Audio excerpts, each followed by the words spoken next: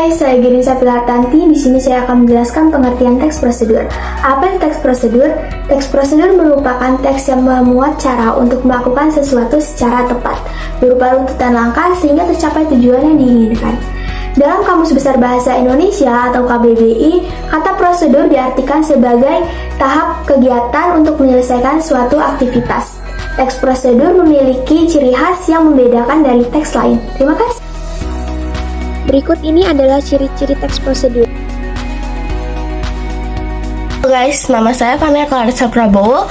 Saya akan melanjutkan materi dari Genisa Pilartanti. Fungsi dan contoh teks prosedur.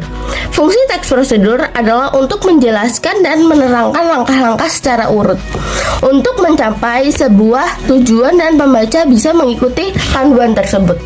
Jadi, pada dasarnya teks prosedur ini adalah teks panduan. Nah, teks panduan ini bahasanya harus mudah dipahami dan strukturnya jelas, serta yang paling penting adalah urutannya jelas dan urut. Jangan sampai ada yang langkah yang salah, karena dapat mengubah hasil akhir. Berikut ini adalah contoh teks prosedur.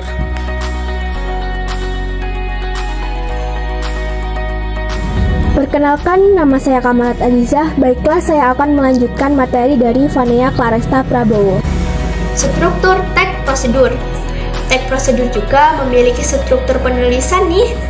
Ada 4 bagian, yaitu tujuan, alat dan bahan, langkah pengerjaan, dan penutup. Yang pertama, tujuan. Tujuan berisi hal yang ingin dilakukan. Nah, tujuan teks prosedur ini disesuaikan dengan jenis teksnya ya. Bisa untuk menggunakan suatu alat, membuat makanan atau minuman, kerajinan, atau melakukan sesuatu. Yang kedua, alat dan bahan. Struktur teks prosedur ini isinya tentu memuat segala alat dan bahan. Bedanya alat dan bahan apa sih? Jadi, kalau alat itu berkaitan dengan benda-benda yang gak bakal habis atau berkurang kualitasnya. Contohnya, wajan, pisau, talenan, mangkok, dan sebagainya. Sementara itu, bahan-bahan merupakan yang berkurang atau habis ketika dipakai. Contohnya, tepung, gula, garam, mentega, dan telur. Yang ketiga, langkah-langkah. Langkah-langkah berisi urutan secara rinci dan bertahap. Step by step itu loh. Hal ini bertujuan untuk membuat suatu kejadian menjadi runtut, sehingga tujuan teks prosedur bisa tercapai. Dan yang terakhir, ada penutup atau simpulan. Isi dari penutup atau simpulan adalah simpulan dari prosedur yang sudah dilakukan ya.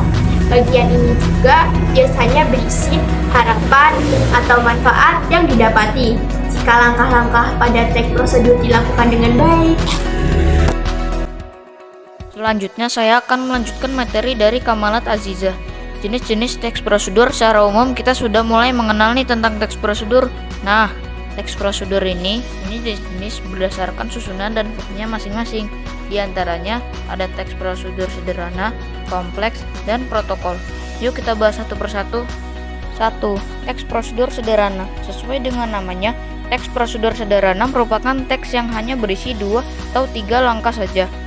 Proses dan langkah-langkah yang dijelaskan dalam jenis teks prosedur sederhana juga tidak terlalu rumit dan mudah dipahami. 2. Teks prosedur kompleks. Teks prosedur kompleks merupakan teks yang mempunyai banyak arahan secara detail. Teks prosedur kompleks terdiri atas banyak langkah dan jenjang untuk setiap tahapannya. Jika ingin menyelesaikan aktivitas dengan bantuan teks prosedur kompleks, kamu harus teliti dan mengikuti arahan sesuai urutan.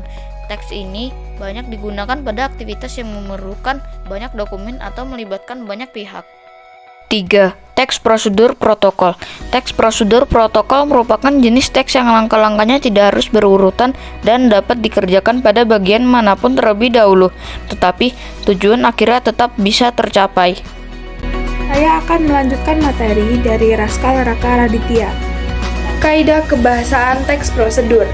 Secara khusus dan unik, teks prosedur juga menggunakan kaidah kebahasaan atau ciri kebahasaan yang berbeda dibandingkan jenis teks atau paragraf lain.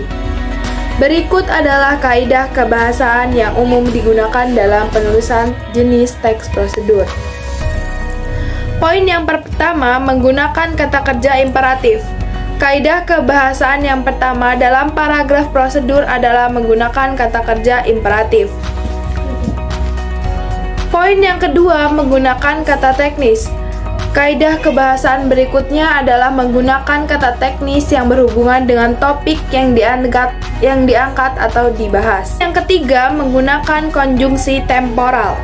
Teks prosedur juga akan atau sangat sering menggunakan konjungsi atau kata hubung. Poin yang keempat, menggunakan kalimat persuasif. Kaidah kebahasaan berikutnya adalah menggunakan kalimat persuasif, yakni kalimat yang bertujuan untuk mengajak atau membujuk pembaca untuk melakukan suatu tindakan. Poin yang kelima, menjelaskan terperinci mengenai alat dan bahan yang dipakai. Paragraf prosedur juga akan menjelaskan mengenai material yang digunakan mulai dari alat sampai bahan. Poin yang terakhir atau yang keenam, menggunakan verba material dan tingkah laku. Kata kerja atau verba yang digunakan di dalam paragraf prosedur juga umumnya menggunakan verba material dan verba tingkah laku. Selain itu juga menggunakan verba tingkah laku, yakni kata kerja yang mengacu pada tindakan yang dilakukan dengan ungkapan. Misalnya kata menerima, yakin, menolak, menikmati, dan lain sebagainya.